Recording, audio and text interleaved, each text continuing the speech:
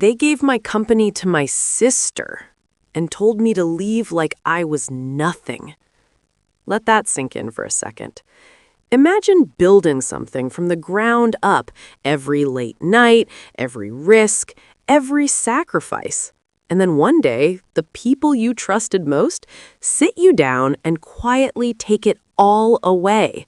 No warning, no fight, just gone. That was me.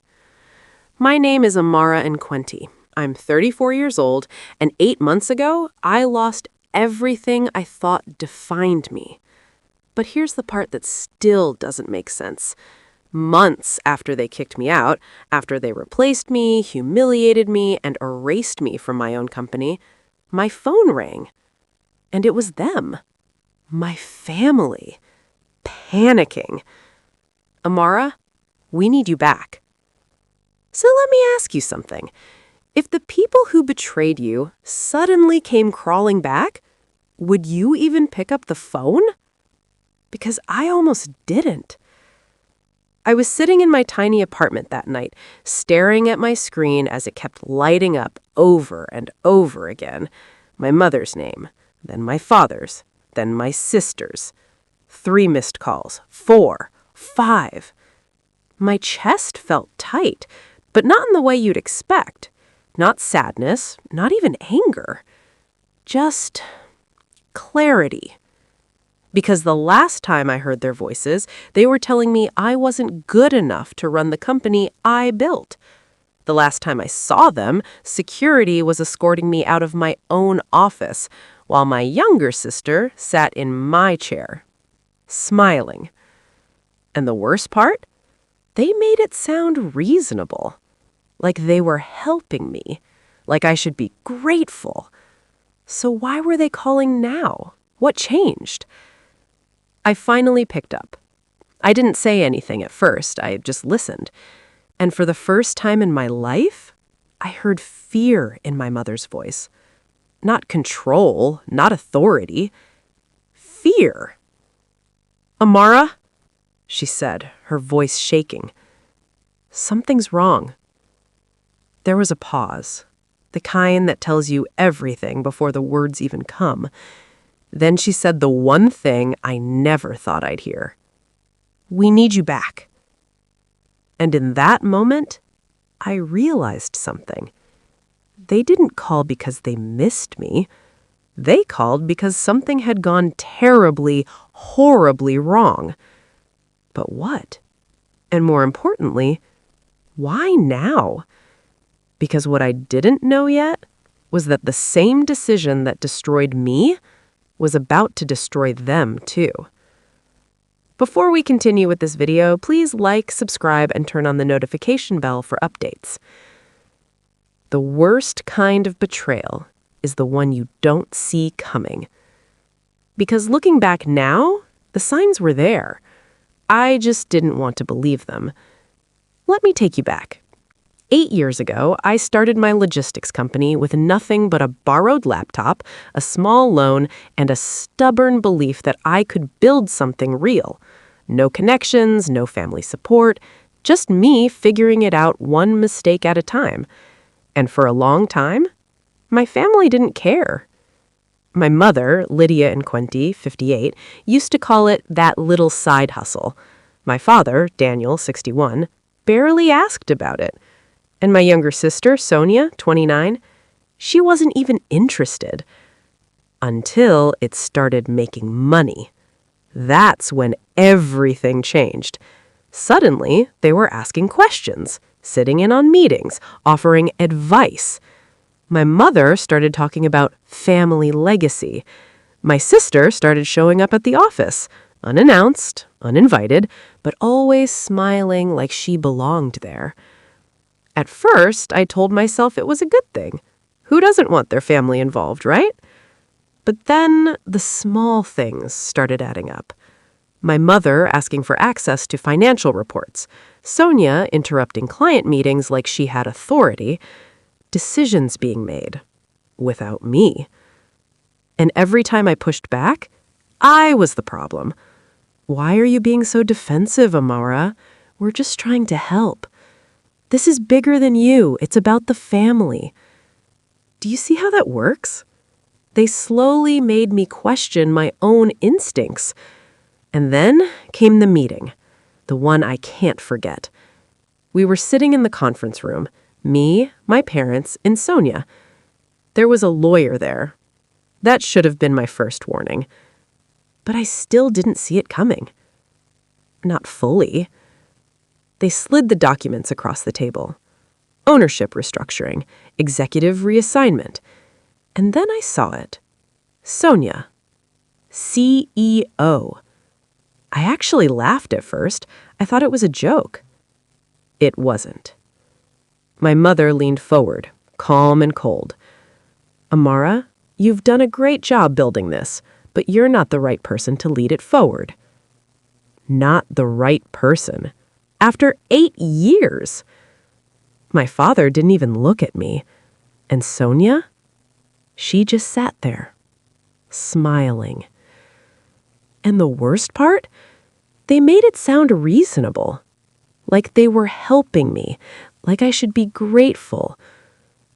So why were they calling now? What changed? I finally picked up. I didn't say anything at first, I just listened. And for the first time in my life, I heard fear in my mother's voice. Not control, not authority. Fear. Amara, she said, her voice shaking. Something's wrong. There was a pause, the kind that tells you everything before the words even come. Then she said the one thing I never thought I'd hear. We need you back. And in that moment, I realized something. They didn't call because they missed me.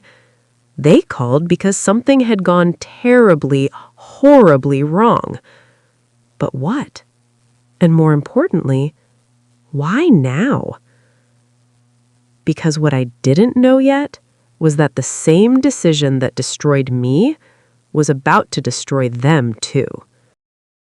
Calm, certain, she'll come crawling back anyway. And in that moment, something inside me broke. But what they didn't realize was that I wasn't the one who would be crawling. They thought taking the company would break me, but what actually broke me was realizing how easily they replaced me. For weeks after that day, I barely recognized myself. I wasn't just unemployed, I was erased. Clients stopped calling, industry contacts went silent, and the story that spread? That I had stepped down because I couldn't handle the pressure. Can you imagine that? 8 years of building something, reduced to a quiet exit that I never chose. And the worst part? I almost believed it. There were nights I sat on the floor of my apartment, replaying everything in my head, wondering if they were right. Maybe I was too emotional. Maybe I wasn't cut out for leadership. But then something started bothering me. A small thought at first, then louder. If I wasn't capable, then why did everything work when I was in charge? And why did everything start falling apart the moment I left? That question changed everything. So I stopped feeling sorry for myself, and I started paying attention. I reached out quietly to old clients, not to beg, not to complain, just to check in. And what I heard, it didn't match the story my family had told. Delays, confusion, missed deadlines, contracts mishandled. One client said something that stuck with me. Amara, ever since you left, it feels like no one knows what they're doing. That's when it hit me. I wasn't just part of the company. I was the system. I was the one managing operations, solving problems before they exploded, keeping everything running smoothly behind the scenes. Sonia? She had never done any of that. She knew how to talk, how to present, how to impress, but she didn't know how to run it. And my mother? She thought control was the same thing as competence. So while they were busy playing executives, I made a decision. I started over. No announcements, no drama, just quiet work. I reached out to the clients who trusted me, not the company, me. I offered consulting, small projects at first, then bigger ones, and slowly They came back. Not all at once, not loudly, but steadily. Meanwhile, from what I heard, things inside the company were getting worse. Employees leaving, internal conflicts, my sister overwhelmed, my mother interfering in everything. The cracks were showing. Then, one afternoon, I got a call from someone who still worked there. His voice was low, urgent. "Amara, this place is falling apart." I didn't respond right away, because part of me already knew. But I didn't expect what came next. A few days later, my phone rang again. This time, it wasn't my mother, it was my father. And he said something he had never said to me before. "We're in serious trouble." And suddenly, everything started to make sense. The same people who threw me out were now begging me to save them. It was surreal. I stared at my phone, my thumb hovering over the green button. My father's voice, calm but tense, came through. "Amara, we need you back." My heart raced, but not with relief, with disbelief, with clarity. They weren't calling because they missed me. They weren't calling because they suddenly respected my work. They were calling because they were desperate. I asked, steady but sharp, "What happened?" And then the story spilled out. Clients had pulled contracts, major shipments were delayed, legal warnings had been ignored, Sonia was overwhelmed, panicking at every decision, employees were leaving in droves, the company was bleeding money. I could almost picture it, the chaos behind those walls, all the decisions they thought were simple, all the systems they believed could run themselves, crumbling. My mother's voice broke as she pleaded, "Please, Amara, you're the only one who can fix this." I let the silence stretch. For the first time, I wasn't the one under pressure.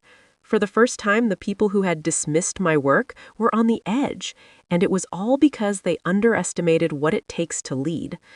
I could feel the power shift in that moment, and I knew my next words would define everything.